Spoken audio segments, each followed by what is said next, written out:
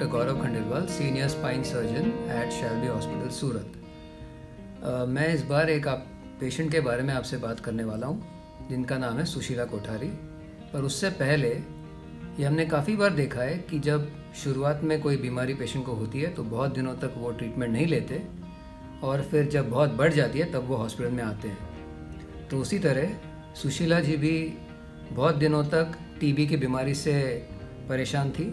उनके गले में टीबी बढ़ता गया, उनको ये पता नहीं चला कि वो कितनी सीरियस बीमारी है और उसके कारण पूरी पैरालाइज वो हो गई। गर्दन से नीचे पूरी हाथ पैर पूरे पैरालाइज हो गए और पैरालाइज होने के बाद वो हमारे पास आई थी। तो बहुत ही क्रिटिकल कंडीशन में उनकी हालत थी और उसके बाद हमने एक सर्जरी की है जिसमें सामने से मणका उनका पूरा काट कर निकालना पड़ा और वहाँ पर नया मणका बनाना पड़ा और फिर उसे फ्यूजन किया है नस को फ्री करने के बाद।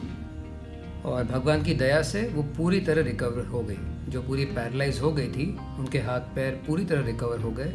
उनका नसीब अच्छा था कि इस बार हम उन्हें बचा पाए, मगर ऐसे बहुत सारे पेशेंट हमारे पास आते रहते हैं और बहुत देर करके आते हैं और उसके बाद अच्छा सर्जरी करने के बाद भी उन्हें हम रिज़ल्ट नहीं दे पाते हैं, सिर्फ इसलिए क्योंकि वो बहुत देर से आते हैं। अगर वो टीबी की बीमारी भी है मगर अगर उसकी बायोप्सी करके ये पता नहीं किया गया कि उस पर कौन से एंटीबायोटिक काम करते हैं उन जंतुओं पर, तो कुछ एंटीबायोटिक्स हो सकता है कि वो जंतुओं पे पहले से ही काम नहीं करते।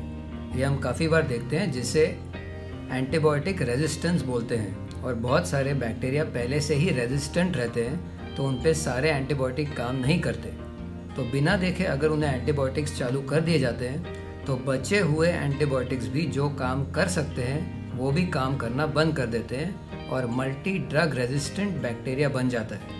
अगर मल्टी ड्रग रेजिस्टेंट बैक्टीरिया से आपको इन्फेक्शन हुआ है तो फिर आपको बचाना बहुत मुश्किल हो जाएगा। तो कभी बिना पता किए कि कौन सी बीमारी है और उसके ऊपर कौन से एंटीबायोटिक्स काम करेंगे, टीबी की दवा कभी नहीं लेना। पहले जांच करके 100% पता कर लीजिए कि ये टीबी की ही बीमारी है और ये टीबी के बैक्टीरिया के ऊपर कौन से एंटीबायोटिक्स काम करेंगे और फिर ही आप वो टीबी की दवाइयाँ चालू करनी चाहिए, तो ही हम अच्छे रिजल्ट आपको दे पाएंगे। Thank you. मेरा नाम पंकज कोठारी है और ये मेरी वाइफ है सुशीला कोठारी। हम लोग थाना में रहते हैं मुंबई और इसको बैक पेन हो रहा था बहुत 2-3 महीने से। वहाँ पे भी हम 2-3 डॉक्टर को दिखाया, उससे कुछ खाली दवाएँ लिख के दी थी तो उससे कुछ फ़र्क नहीं पड़ा। फिर मेरा ससुराल है यहाँ पे सूरत में, तो हम लोग यहाँ पे आ गए। 15 दिन से हम लोग 2-4 डॉक्टर को यहाँ पे भी दिखाए।